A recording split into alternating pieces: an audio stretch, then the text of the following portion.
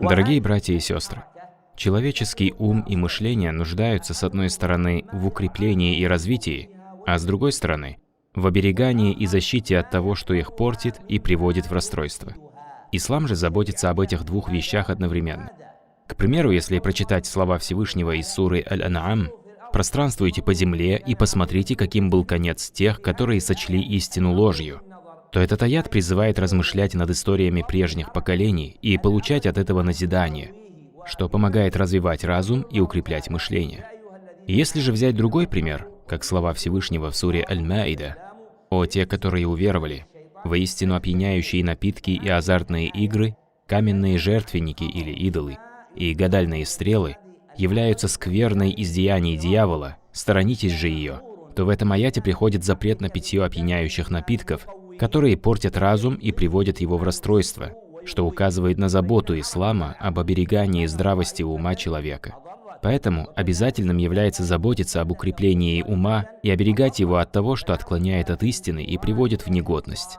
Если разум и мышление будут слабыми и больными, то это навредит человеку. Поэтому ему необходимо проявлять усердие в сохранении их здравости. Основываясь на этом, ученые сказали, что одной из важнейших целей ислама является оберегание разума человека. Помогает же этому изучение тех пунктов, повеления изучать которые пришли в словах Аллаха, в сунне его посланника и в словах праведных предшественников. Их изучение позволяет укрепить умственные способности человека, усилить разум и уберечь его от всякого вреда. И с этой целью я сегодня расскажу вам некоторые пункты, изучать которые повелел сам пророк, саллиллаху алейхи вассалям, или же праведные предшественники, да помилует их Аллах. Изучение этих пунктов, несомненно, поможет укрепить разум и уберечь его. Таких пунктов на самом деле очень много. И отведенное для этой лекции время не позволяет рассказать обо всех из них, поэтому я упомяну только часть из этого. Первый пункт, который мы должны изучать, это знание, то есть познание ислама из шариатских источников. Достоверно приводится от нескольких сподвижников повеление изучать знания. Например, Умар ибн аль-Хаттаб, да будет доволен им Аллах, сказал: «Учитесь знанию». Это привел Аль-Аджурри в книге о нравственности несущих Коран. То же самое сказали сподвижники Абдуллах ибн Мас'уд, Абу Дарда, Муаз ибн Джабаль, да будет доволен ими всеми Аллах. Повеление изучать знание означает познать его через источники ислама. Приобретение знаний является обязательным, потому что невежество – это мрак, который, попадая в разум, ослабевает его и портит. И человек не может выйти из этого мрака, кроме как посредством знания. Если он обретет знание, то его разум отдалится от мрака невежества и сохранит свою работоспособность и правильное мышление. Во многих случаях отклонение в развитии ума происходит по причине невежества. И ничего не помогает в этом случае, кроме получения знаний. Если у человека есть знание, то он в любой момент способен защитить свою религию и свой ум от того, что вредит им. Ибн аль-Кайим в своей книге рассказывает, как утвердившийся в знании ученый обходится с различными сомнениями, с которыми приходится сталкиваться в жизни. Если к нему приходит множество сомнений, то он спокойно отвергает их одно за другим при помощи знания. Если человек обладает знанием, то он не позволяет сомнениям подкрадываться к сердцу и разуму. А при отсутствии знания, сомнения легко подкрадываются к сердцу и утверждаются в нем, и могут привести человека к погибели. Поэтому слова сахабов, радийаллаху та'аля анхум, «учиться знанию» указывает на важность требования знания и на ту пользу, которую оно приносит, как, например, оберегание разума от отклонений. Второй пункт, который следует изучить, это ислам. Один из табиинов по имени Абдуль-Ария ар-Рияхи, рахимахуллах, сказал: «Изучайте ислам». Привели Ибн Ваддах и Ибн Наср. Повеление изучать ислам означает повеление изучать религию, с которой пришел пророк, саллиллаху алейхи вассалям. Оно включает в себя в том числе изучение правильного проявления покорности Господу на основе единобожия, что помогает человеку уберечь свой разум, потому что покорный Аллаху на основе единобожия знает, что только Всевышний Аллах заслуживает абсолютной покорности и никто кроме Него. Также такой человек знает, что абсолютная власть принадлежит одному Аллаху, и решение всех дел находится только в его руках. Поэтому чем бы ни занимался такой раб, он не выходит за рамки абсолютной покорности Всевышнему, что является основой ислама. Абсолютная покорность Аллаху защищает разум человека от покорности тем людям, которые привязывают ошибочные суждения, что делает человека умственно сильным. помогает ему обрести добро и отдалиться от зла. Таким образом, важнейшей причиной обретения человеком счастья в этом мире и в мире вечном является абсолютная покорность Аллаху и стойкость на его религии. По этой же причине человеку даруются великие чудеса, караматы. Ибн аль-Кайим, да помилует его Аллах, сказал: «Величайший карамат – это неотступное следование прямому пути. Человек не был одарен чем-то более ценным, чем постоянство в следовании той религии, которую Всевышний сделал обязательной для своих рабов». Третье, что следует изучить, это иман. Джундуб ибн Абдиллах, радийаллаху та'аля анху, сказал: «Мы были с пророком, саллаллаху алейхи вассалям, в возрасте близкой к совершеннолетию, и изучали иман прежде изучения Корана, а затем, изучая Коран, укрепляли свой иман. А вы сегодня изучаете Коран прежде имана». Привели Ибн Маджа и Аль-Байхаки, чей риваят с последней добавкой. Это великое предание важно не только для оберегания ума. Это предание показывает, что получает истинную пользу в изучении религии только тот, кто должным образом следует словам Аллаха, верует в Него, покоряется Ему, желает Его награды и боится Его наказания. Если все это есть в сердце раба, то он сможет должным образом следовать религии, где самым важным является Коран. Тот же, кто читает Коран без наличия у него имана, без возвеличивания Корана, радости и любви от осознания того, что это слова самого Всевышнего, и что Коран остался с нами и после ухода пророка, саллаллаху алейхи вассалям, то такой человек не сможет получить пользу от Корана, в отличие от того, кто читает книгу Аллаха с иманом в сердце. Что касается влияния на разум, то человек, который осознает обязательность веры в Аллаха, посвящение всех своих явных и тайных дел Всевышнему Субханаху ва Тааля, надеясь на милость Аллаха и страшась Его наказания, станет оберегать свой разум от того, что может испортить его или испортить его сердце. Таким образом, разум этого человека укрепится и будет защищен настолько, что ничто не сможет привести его в расстройство, потому что все его мысли и дела, как явные, так и скрытые, основаны на вере в Аллаха и следовании Его законоположениям. Такой уровень веры приводит человека к усилению и совершенствованию его ума. Сила ума зависит от силы имана. Поэтому чем больше у человека иман, тем сильнее развит его ум, и чем меньше у него иман, тем, соответственно, слабее его ум, который может легко испортиться и прийти в расстройство, что приведет к плохим последствиям в мире этом и в мире вечном. Четвертое, что следует изучить, это Коран. В муснаде имама Ахмада приходит хадис с хорошим иснадом от Абдуррахмана ибн Шибля, радийаллаху та'аля анху, что пророк, саллаллаху алейхи вассалям, сказал: «Изучайте Коран». Подобный хадис приводится и от многих других сподвижников. Однако смысл всех этих хадисов один. Это повеление изучать Коран, который является книгой Аллаха, которую Он ниспослал Мухаммаду, саллаллаху алейхи вассалям. Изучение Корана оберегает разум человека, потому что Коран – это книга прямого пути. Если ты откроешь Коран, то уже на первых его страницах найдешь аяты со словами «Алиф, лям, мим». Это писание, в котором нет сомнения, является верным руководством для богобоязненных. Коран является книгой прямого пути и верным руководством, и не ограничивается какой-либо одной наукой или сферой деятельности, однако является верным руководством для всех людей и во всех сферах жизни. Поэтому ученые составили труды о заботе об изучении Корана и посвятили этой теме отдельные главы. И в этих главах они обратили внимание на то, что забота об изучении Корана позволяет оберегать разум от дурных мыслей и испорченности. Если человек уверует в Коран, изучит его должным образом и станет руководствоваться им в своих делах, то ничто не сможет испортить его разум, потому что он придерживается Корана, а это защищает его разум и мысли от всех видов зла. Коран можно сравнить с солнцем, а зло с насекомыми-вредителями. И если солнце восходит над ними, то уничтожает их. Точно так же и руководство Кораном. Если оно восходит над сердцем, то уничтожает все, что вредит ему, и снабжает всем, что укрепляет его. Из этого можно сделать вывод, что Коран является основой всех знаний и всех благ. Ибн Аббас сказал в стихотворной форме: «Все знание собрано в Коране, однако многие не понимают этого». Если человек изучает Коран, осознавая, что это является верным руководством и прямым путем, то получит пользу во многих вещах, включая пользу для своего ума. При постоянном изучении благородного Корана и исследовании ему, разум человека становится праведным, а сердце очищенным. Пятый пункт, который мы должны изучить, это сунна. Умар ибн аль-Хаттаб, да будет доволен им Аллах, сказал: «Изучайте сунну». Это привели Саид ибн Мансур в Сунане и Аль-Байхаки в Шу'абуль Иман. Под сунной здесь имеется в виду вся религия, с которой пришел пророк, саллиллаху алейхи вассалям, то есть ислам. В одном из хадисов, который передает Абу Хурайра, посланник Аллаха, алейхиссалату вассалям, сообщил, что его община разделится на группы, сказав: «Разделится моя община на 73 группы. Все они окажутся в огне, кроме одной». Эти группы, которые упомянуты в хадисе, относятся к исламу, то есть являются мусульманами.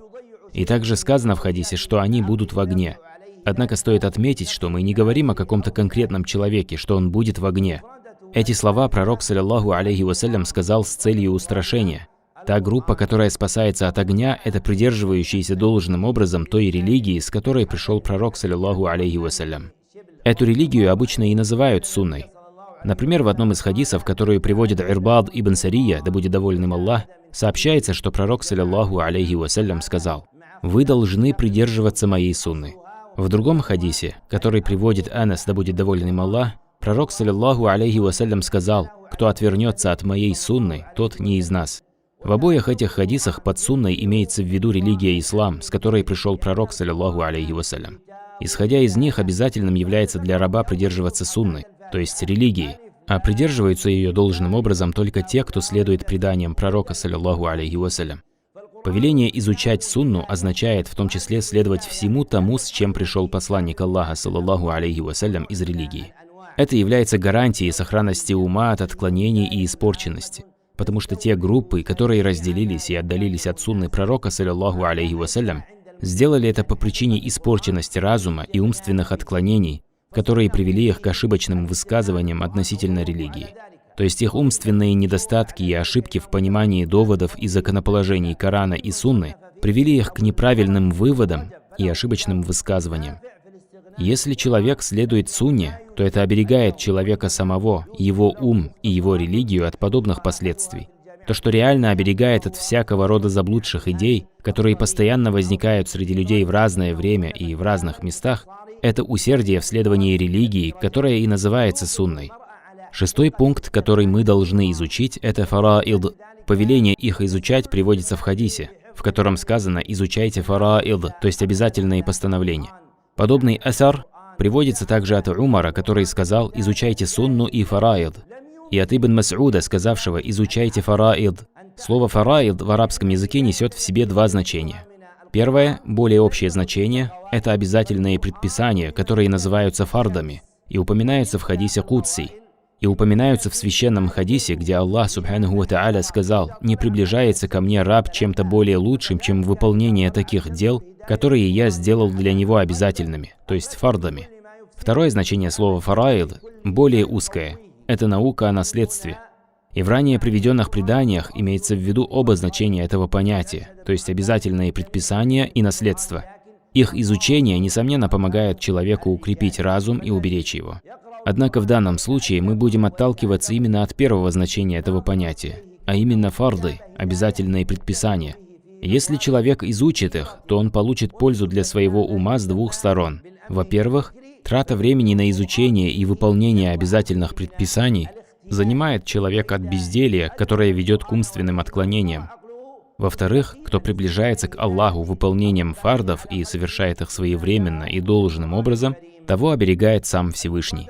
В сборнике Ат-Тирмизи приводится хадис от Ибн Аббаса, что пророк, саллаллаху алейхи вассалям, сказал ему: «О мальчик, храни Аллаха, и Он будет хранить тебя». Кто хранит Аллаха, то есть хранит его фарды, выполняя их должным образом в предписанное время, того будет хранить сам Аллах, в том числе оберегать его разум от всего, что приводит его к отклонениям и болезням. Также посредством фардов человек возвеличивает Аллаха. А кто возвеличивает Аллаха, тому Всевышний проявляет особую заботу и попечительство. Пречистый Аллах Субханаху ва Тааля, обращаясь к шайтану, сказал: «Воистину ты не властен над моими рабами». Если Аллах берет человека под свое особое покровительство, то он оберегается от множества зла, в том числе от того, что вредит его разуму, мышлению, внутреннему спокойствию и стабильности. Седьмой пункт, который мы должны изучать, это совершение дел в соответствии со знанием. Джабир ибн Абдиллах, да будет доволен им Аллах, сказал: «Учитесь совершать дела в соответствии со знанием». Привел Аль-Байхаки в Шу'абуль Иман. Юсуф ибн Асбат сказал: «Учитесь различать правильные дела от неправильных». Это привел Абу Нуайм в Хильятуль Аулия. Одним из сильнейших средств защиты человеческого ума является усердие в изучении того, как правильно совершать благие дела в соответствии со знанием. Потому что тем самым человек занимает свое время и тратит свою энергию на изучение того, что приносит ему пользу и что помогает ему выполнять обязательные предписания. И все это в итоге возвращается ему большим благом, включая совершение правильным образом праведных дел, которыми Всевышний обязал своих рабов. Таких дел на самом деле очень много.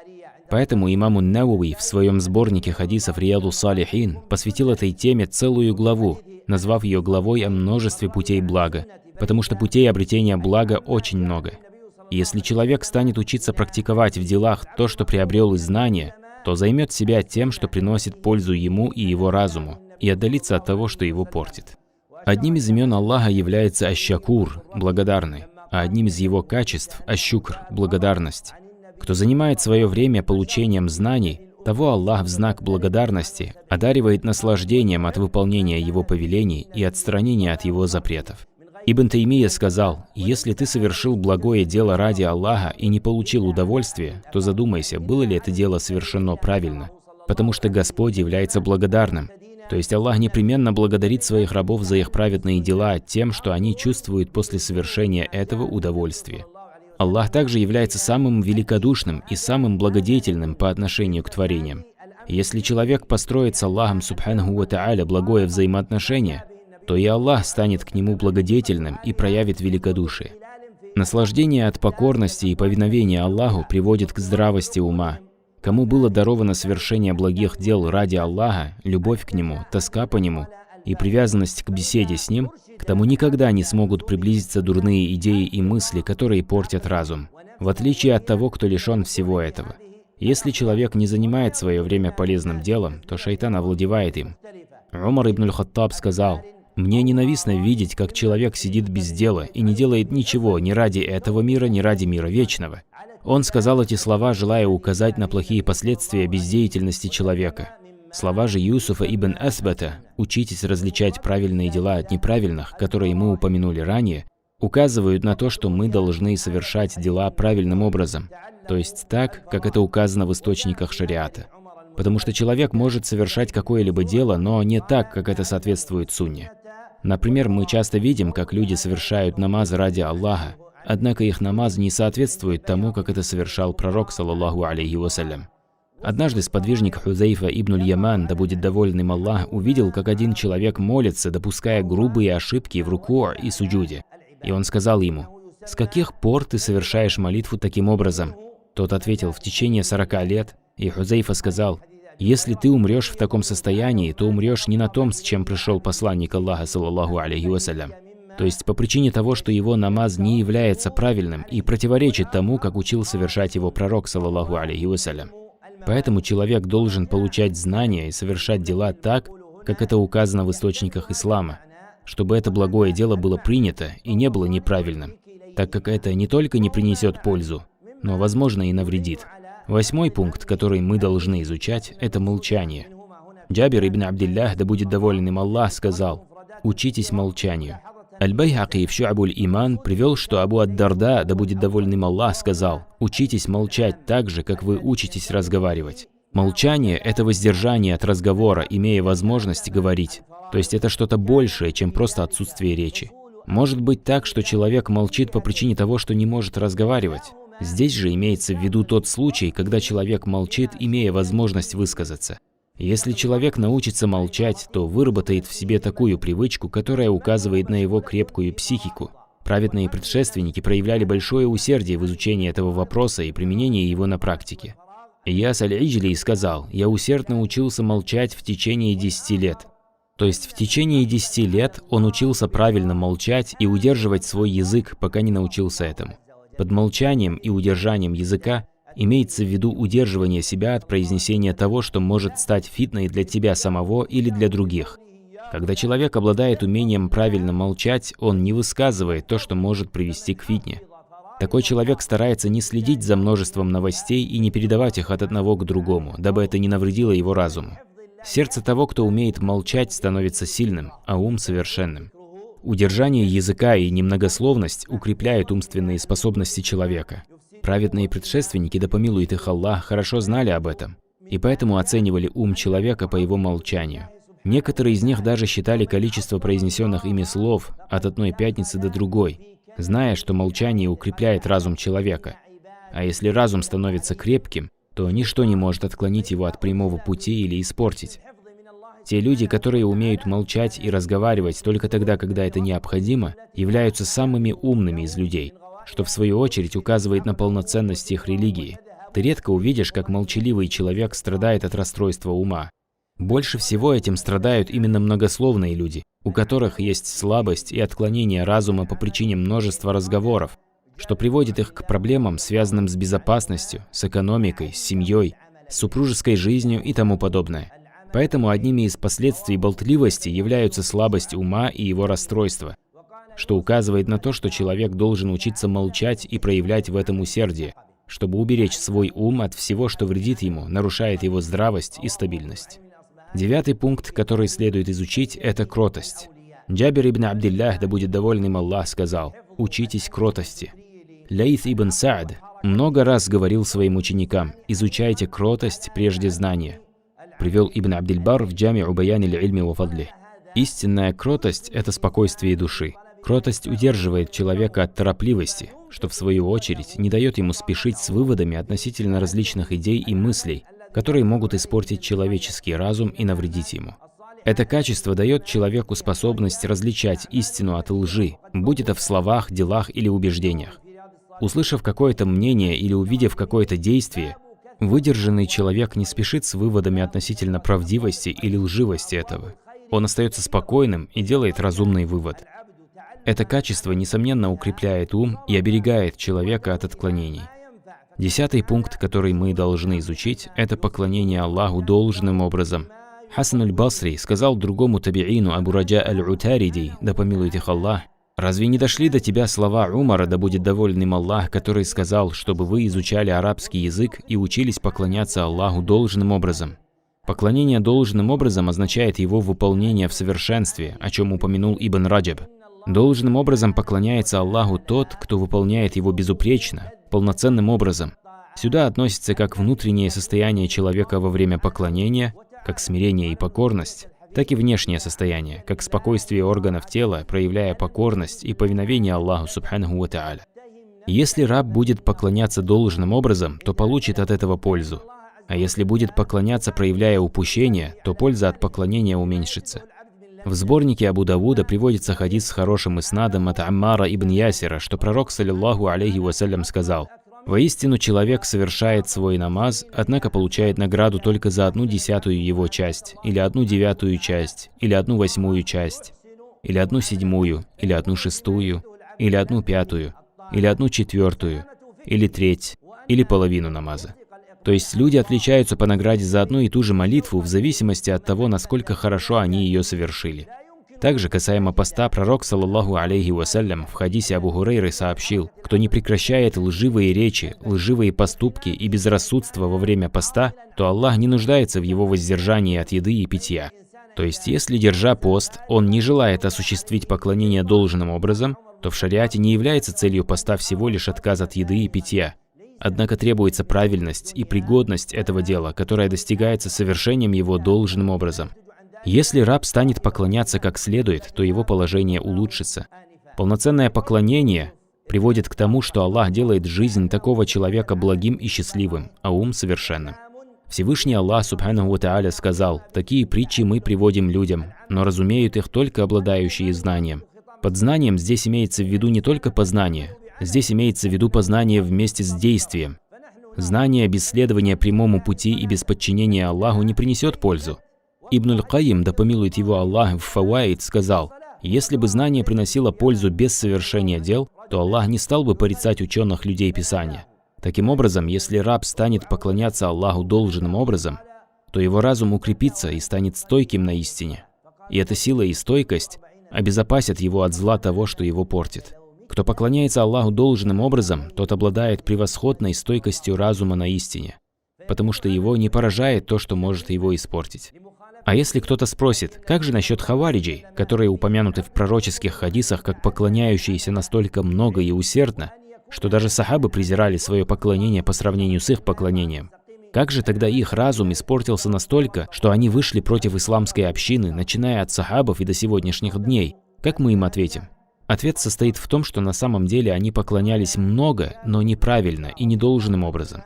Истинно познавшие Аллаха рабы заняты совершенствованием качества своего поклонения прежде количества, чтобы поклонение было полноценным, как этого требует ислам. Если человек станет поклоняться Аллаху должным образом, то это приведет к укреплению его ума и убережет от того, что его портит. 11-й пункт, который следует изучить, это убежденность. Один из табиинов, Халид ибн Ма'дан, да будет доволен им Аллах, сказал: «Учитесь убежденности, как вы учитесь Корану». Привели Ибн Абидунья в книге Якин и Абу Нуайм в книге Хильятуль Аулия. Убежденность означает прочное утверждение истины в сердце раба. Если истина утвердится в его сердце, никакая ложь не сможет подобраться к нему. Обязательным является при изучении истины иметь убежденность в том, что ты изучаешь слова Аллаха и его посланника, саллаллаху алейхи вассалям, которые являются истиной, и не обращать внимания на то, что противоречит этому из лжи. В ситуации, когда человек не имеет представления о тех лжедоводах, которые подбрасывают ему последователи лжи при спорах или обсуждениях какого-то религиозного вопроса, он должен оставаться на том, в чем был убежден до этого, на основе аятов Корана и хадисов пророка, саллаллаху алейхи вассалям, и не воспринимать всерьез те лжедоводы, которые ему высказали. Данный подход является прочной основой в сохранении религии. Другими словами, если раб изучил какой-то вопрос на основе достоверных источников и достиг убежденности в этом, то не меняет свой взгляд при первом же встречном сомнении. Однако люди сегодня делают наоборот. Они спешат быстрее склониться к тому мнению, которое им не знакомо. Ты можешь увидеть некоторых людей, которым, если высказывают сомнительные точки зрения в исламе, то они сразу же принимают их за правду и оставляют то мнение, на которое были убеждены ранее, и которое изучали, читая книги, слушая уроки ученых и постановления, основанные на Коране и Сунне. Это указывает на то, что их убежденность в истине и контроль за ее изучением была слабой.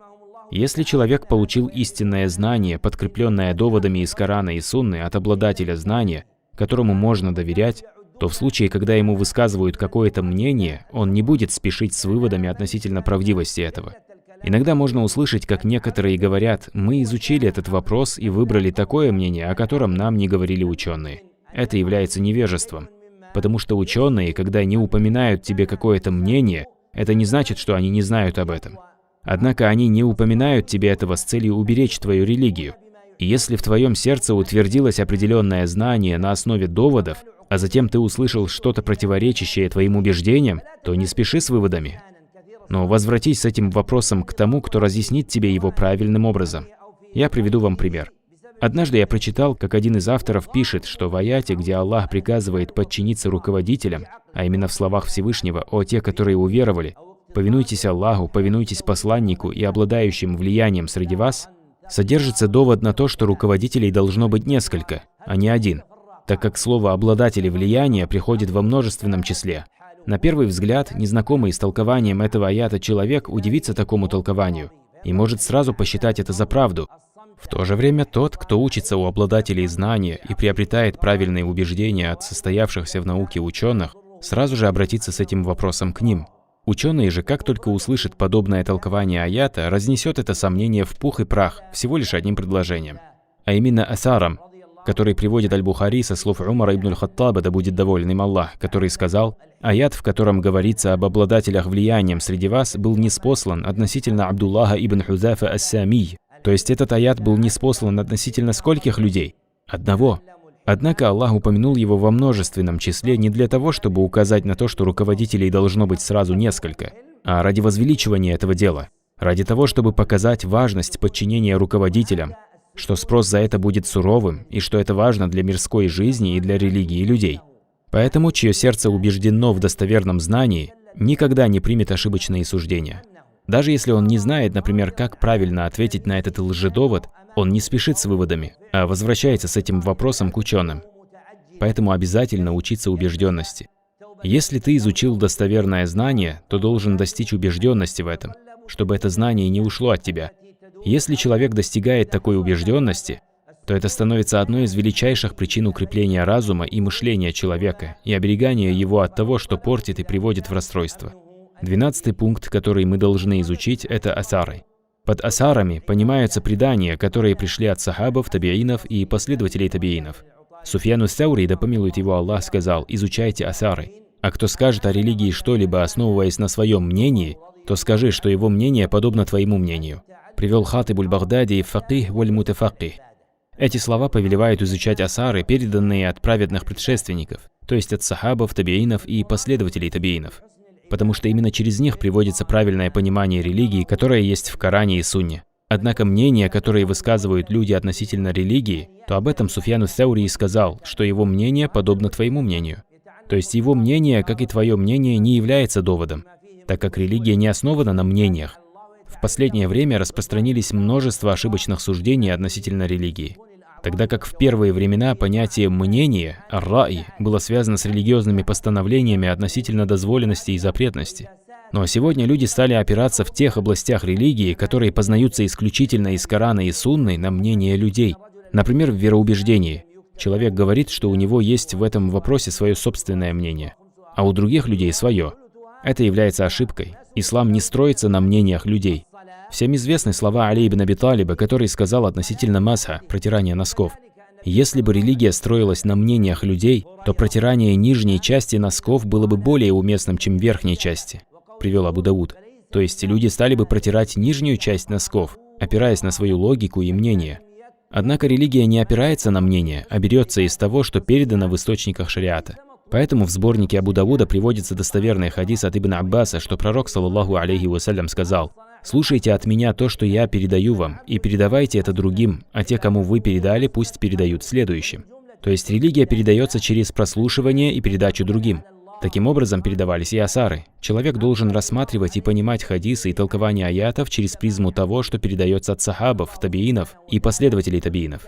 И тогда посредством этих асаров он достигает правильного понимания в религии. А мнения людей во многих случаях расходятся и не соответствуют истине. Поэтому нет никакой гарантии относительно их правдивости, в отличие от того, что передается от источников шариата, Корана и Сунны, и которое дошло до нас через сахабов, табиинов и последователей табиинов, да будет доволен ими Аллах и смилуется над ними. Если человек проявит усердие в понимании религии посредством изучения асаров, это убережет его разум. Ученые логики говорят, что наука логики предохраняет религию от ошибок, имея в виду правила логики, которые были придуманы в греческой науке. И эта наука распространилась, пока не преобразовалась в европейскую и другие. И эти правила логики иногда затрагивают и шариатские доводы.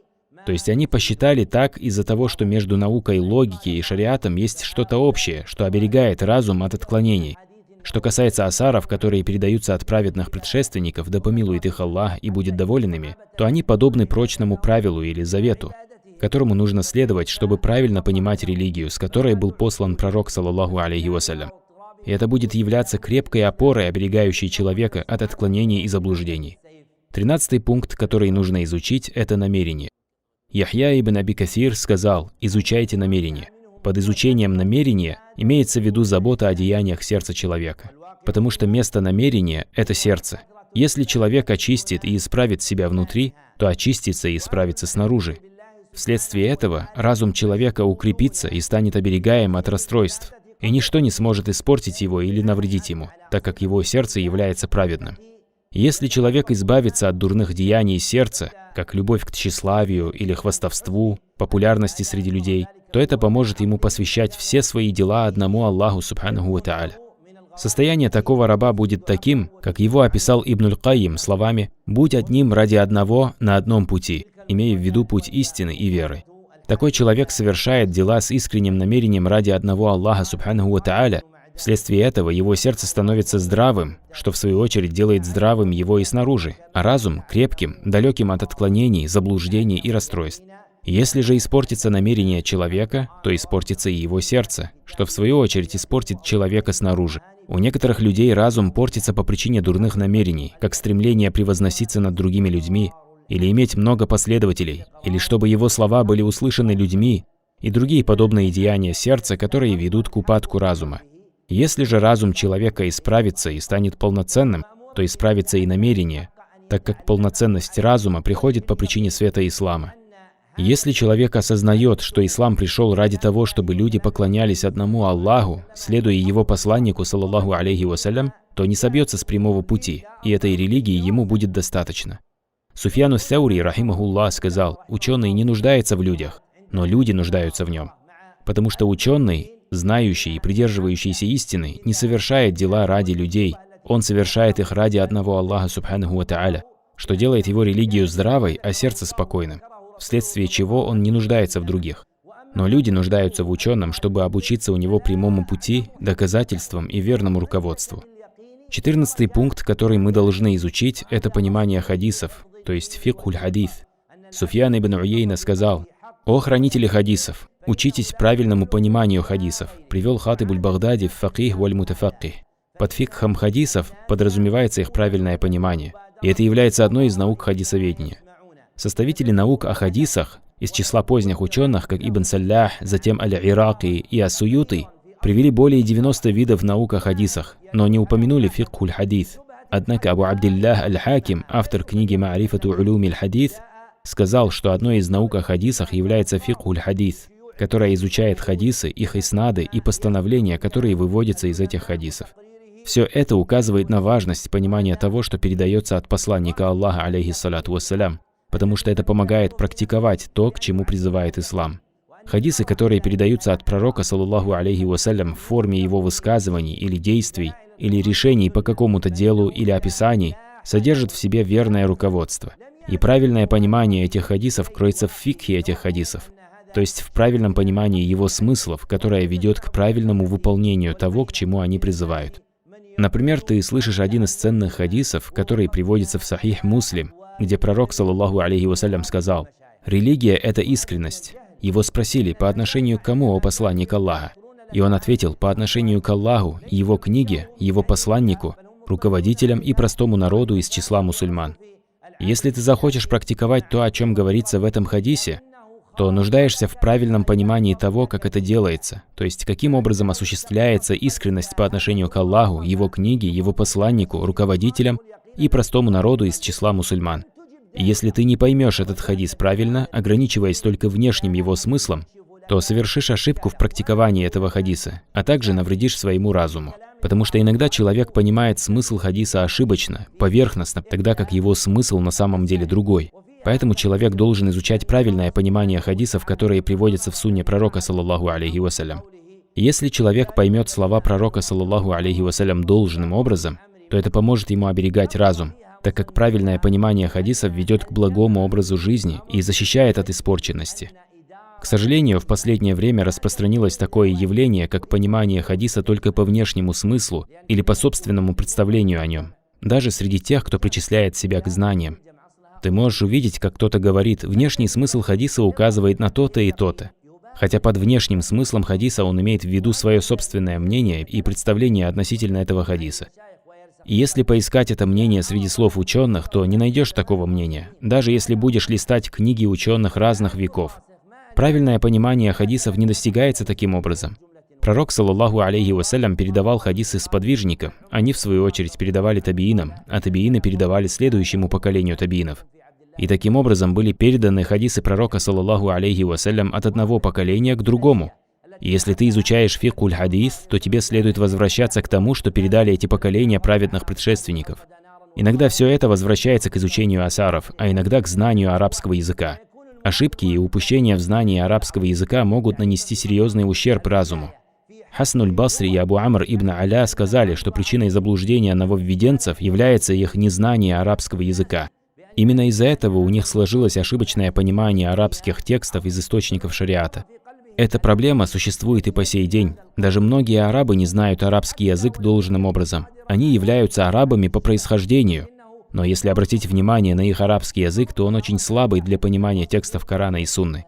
Если такому человеку нельзя доверять что-либо в арабском языке, то что говорить тогда о том, чтобы доверять ему понимание шариатских текстов, о чем упомянул Ибн Хазм, да помилует его Аллах.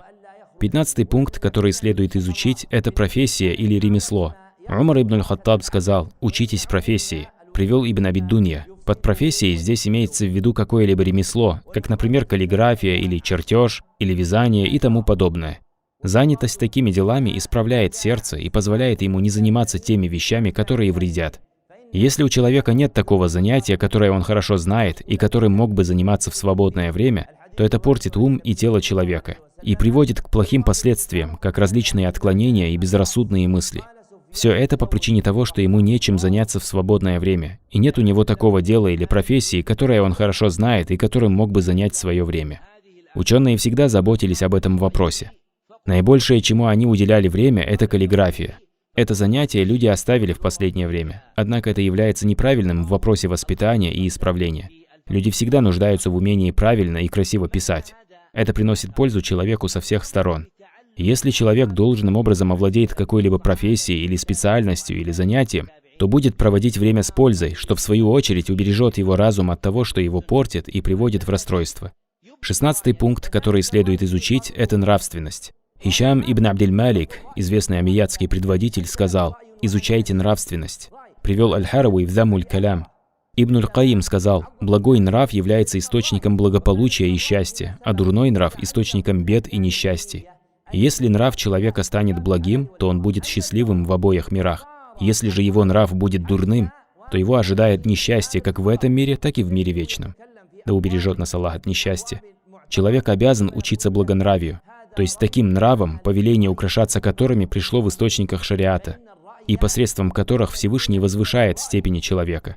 Если он станет заботиться о своей нравственности, то станет больше обращать внимание на свое взаимоотношение с окружающими его людьми, а также на более важное и великое взаимоотношение с Аллахом и его посланником, саллаллаху алейхи вассалям.